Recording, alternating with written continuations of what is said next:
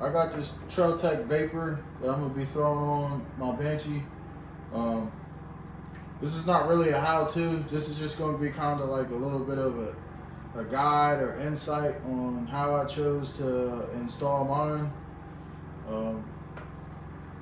So what comes in the Trail Tech kit, you get two handlebar mounts, so you can either mount it on the left or the right side of your handlebar. I didn't use this, and then I didn't use the handlebar mounts, and then you get this bracket. I chopped a piece off of it already. I didn't record a lot of this because I wasn't too sure how it was going to work out myself, so I just did it off camera, and to make sure that it was going to be good or whatever. But this piece is like on the end of here. One of them, I think it's like that. This piece is on the end of here like that, and then that handlebar mount would go up against there, and there's a little nut and screw or whatever. So I chopped this off because I didn't want to mount mine like that. I wanted to mount mine in the bar pad. So I took the bracket, I chopped it off, and also the bracket is like, the one side of it is thicker than the other, so it's weird if you just try to use it that way. You know what I mean? Like the Trail Tech itself would be sitting like that. So what I did was I just trimmed it and filed it down until I felt like it was level enough, which it is. And then I took a drill bit and I drilled 2 holes in it so I could put zip ties through it and zip tie it around my bars. And that's how I'm gonna mount it. And then I took my bar pad and I kind of just, cut a hole out or whatever. It's not perfect, but I don't really need it to be perfect. I just need it to be functional, and it functions. So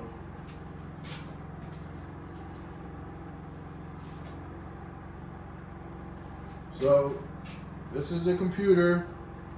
This is your bracket. You know what I mean? And it would be, if you're looking at this video because you're considering mounting one of these on your bike or whatever, it's going to be totally up to you to figure out how to mount it, man. This is just the way I'm doing it. So you take the Trail Tech computer and it bolts in to this little plastic bracket with 2 Allen head bolts. The bolts are kind of small, so I've been fumbling around with it and shit. But you just take your bolt, you put it in there, like so. Snug it up until we can get the other one in there.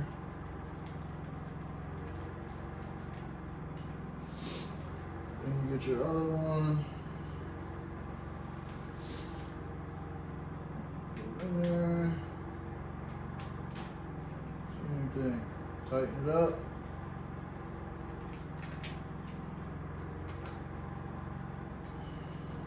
Get our ratchet. Take our ratchet and we'll snug these. These don't have to be super tight, but you want to snug them so they don't come loose.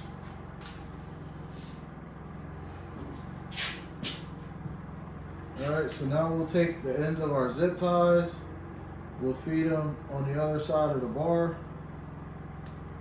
like that.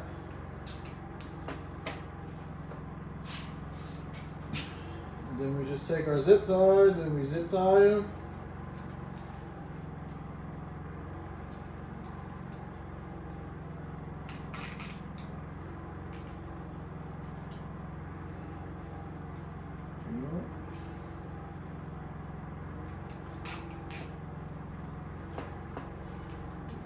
Figure out where you want it. Snug it up.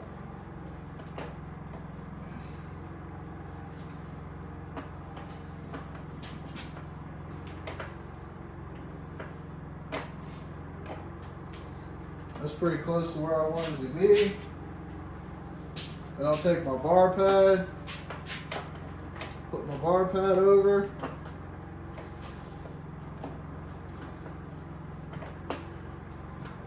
know, I went a little wide on this side, but it's alright. You know what I mean? Like I said, it's not perfect. I don't need it to be perfect. And I already had cut my hole in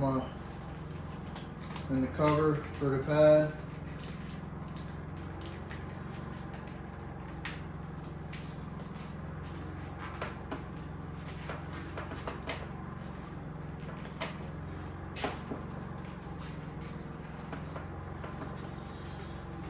And I'll take this, pass it through.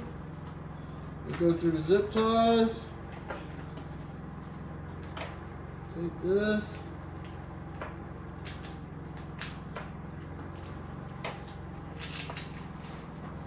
My wires I'm gonna let hang out to this side. If you're anal about, or if you got OCD or whatever, you can drill a hole through here and have them pop out and all that shit.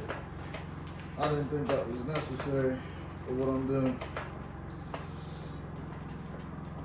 So that's pretty much it, man. Like I said, it's not perfect. Might be able to get this cover to tuck so it doesn't look as bad. Cool, bastard. There it goes. So you can kind of get this to tuck a little bit. But that's it, man. You know what I mean? I'll snip them zip ties and that's it. That thing ain't going nowhere. Try to get you guys a better look at what's going on.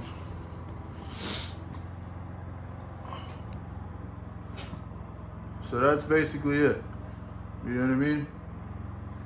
Now all I have to do is hook everything up. The temperature sensor, the wheel speed sensor, the the little hour meter wire, and it doubles as a RPM. It has a little RPM gauge on there, and everything else. So I'll get back with you guys when I get all that shit hooked up. All right, guys, so I got everything all hooked up now. I didn't record a lot of it because it was a lot of trial and error and pain in the ass. So I'm just gonna show you what I did. I got coolant all over the fucking floor. It's a mess in here. But if you can see down in there, there's the temperature sensor, coolant temperature sensor. Right here is the wire that senses the RPMs of the engine, and it also doubles as an hour meter. I got the wheel speed sensor in. I don't know if you can see it. It's right there. Going into the rock guard. Then there was a magnetic bolt that you had to take out of the rotor and put in there. As you can see, it should pick up. There it is, picking up the speed from turning the wheel. And then when you have a 12-volt power source for this Vapor, right now it's running off the little watch battery that's in it. But when you have a 12-volt, I have it hooked up to my JL kit. And when you have a 12-volt power source, see if I can get this with one hand. Come on. There we go. There's a backlight.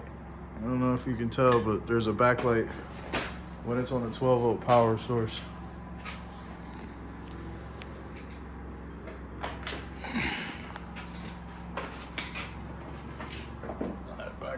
That backlight's on now. And that'll stay on as long as you have a 12-volt power source. So right now it says the air temperature is 63 degrees. That's a lie. I don't think that air temperature thing is that great. Click mode. Coolant temperature is 57. That's for me turning the wheel. That's the fastest speed. And then you got your different modes and whatnot. I still got to set it up and put my tire size in there so the speedo will read correct and everything else. But she's in, man. You know, that's about it. I'm gonna order another pad. I was gonna order another pad anyway. This one don't look that bad. And watching you disconnect your 12-volt power. You gotta make sure, well, I gotta make sure that every time I'm not riding this bike, I disconnect this battery. Once you disconnect your 12-volt power, the backlight goes off. And then I think if this sits idle for like 5 minutes or something like that, it'll go into sleep mode on its own. So yeah, man, that's about it. I got everything all zip tied up out of the way. It might look like a mess, but it's really not. Everything's zip tied and nothing's loose and dangling. So that's about it for this one, guys. I wish I could have got a little bit more in depth, but to be honest, this was my first time putting one of these on, and it took forever without me recording it. So I would imagine it would take even longer with me recording it. So that's it, man. If you guys got any questions, I'll try and answer them the best I can. But other than that, man, catch you guys in the next video. Peace.